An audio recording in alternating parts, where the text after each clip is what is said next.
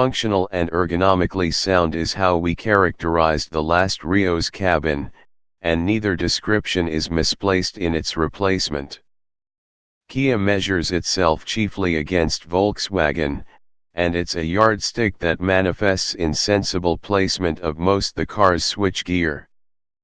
The temperature and blower are controlled by knobs, as they should be, with their own digital readout, ditto, and the USB socket, which glows invitingly, is sited front and center, while a smattering of other ancillary functions migrate to buttons on the center console.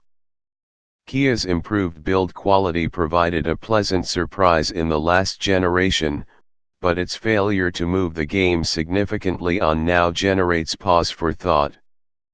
The cabin materials feel much like the same medley of plastics that graced the previous car, so while they're fine to look at and touch, and apparently well secured, they are not a match for the best of the European competition. The Rio's cabin design is correspondingly unremarkable. Kia is hardly alone in making its touchscreen infotainment system look a bit like an afterthought, but its more successful competitors tend to at least set it against a striking swoop of dashboard. The Rio, though, declines the opportunity to try to be aesthetically interesting in its fascia layout, choosing instead the sort of conservative look that will put off as many Super Mini buyers as it attracts. While it isn't integrated into the dashboard with any particular sympathy, Kia's multimedia setup mirrors the straightforward overall appeal of the Rio's interior.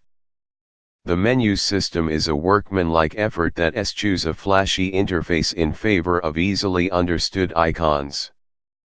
There are certainly more intuitive alternatives offered by its rivals, but the Kia is unlikely to provoke many exasperated moments even among the uninitiated.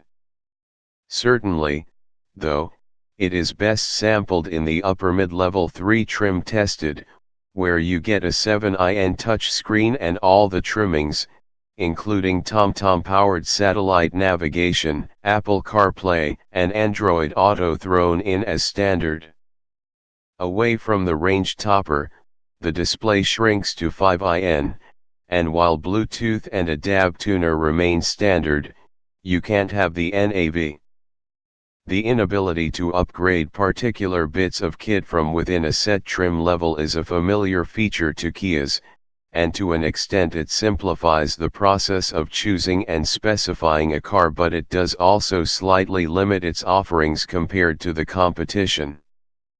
Nevertheless, Kia's by-the-numbers approach pays dividends in spaciousness.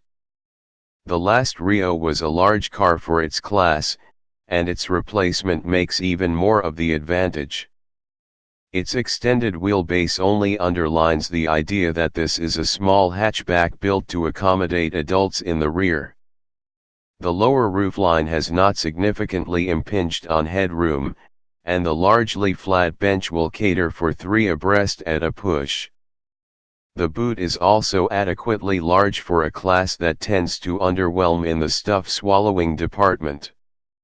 Naturally, the load bay seat's up length is not hugely plentiful at 700 mm, but its claimed 325-liter capacity, a 13% increase on that which went before, is certainly not to be sniffed at. Much like the hard work that has gone into the marginal gains everywhere else.